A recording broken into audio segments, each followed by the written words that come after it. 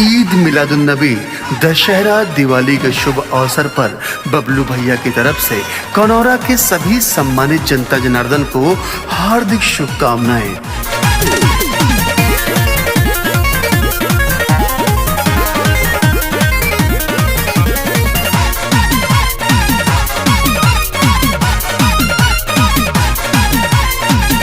हो बबलू भैया गरीबन के खातिर खड़ा रहे ले दिन राती।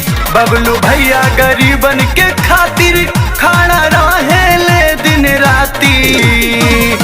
कायल समैया अब ता सोचे आ बिचारे के। कायल समैया अब ता सोचे आ बिचारे के।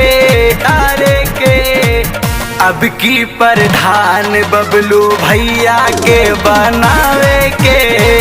अब की प्रधान बबलू भैया के बनावे के।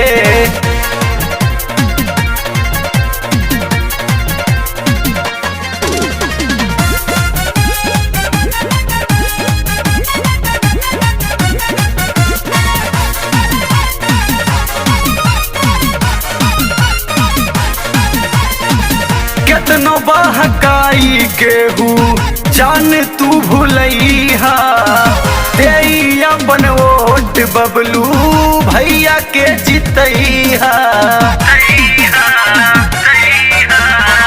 केतनो बहकाई केहू जान तू भूलैहा। देई अपन वोट बबलू भैया के जितैहा। मिट्टी दुख के अंधकार कनौरा गौवा से अब की बार। मिट्टी दुख के अंधकार कनौरा गौवा से अब की बार। होई कौन दुख बबलू भैया के पुकारे के। होई कौन दुख बबलू भैया के पुकारे के। अब की प्रधान बबलू भैया के बनावे के। अब की प्रधान बबलू भैया के बनावे के।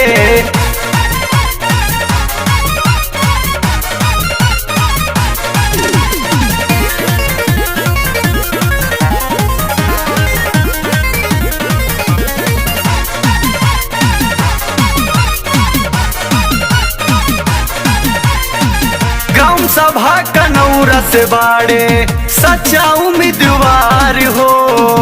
इनके घराना जैसन नइखे मददगार हो।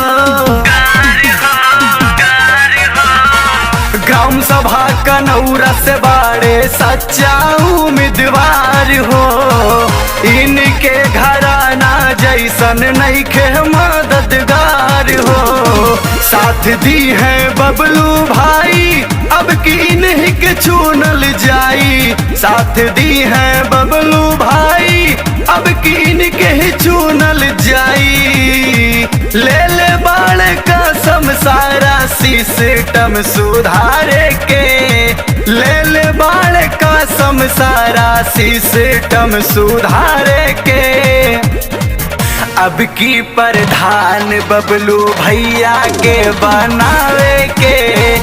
अब की प्रधान बबलू भैया के बनावे के। हो बबलू भैया गरीबन के खातिर खड़ा रहे ले दिन राती। बबलू भैया गरीबन के खातिर खड़ा रहे ले दिन राती।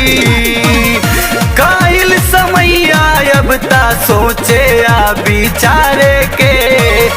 कायल समैया अब ता सोचे आ बिचारे के।